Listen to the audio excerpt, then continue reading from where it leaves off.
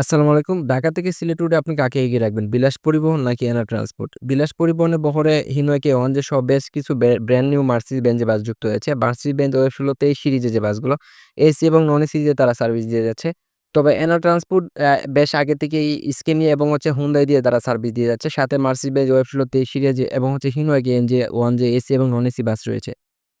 ঢাকা থেকে সিলেট রুটে এনা ট্রান্সপোর্ট প্রায় অর্ধেক গাড়ি কমে যাওয়ার পর থেকে কিন্তু বিলাস পরিবহন তারা নতুন করে সার্ভিস দেওয়া শুরু করেছে এবং নতুন করে যাত্রা শুরু করেছে তারা।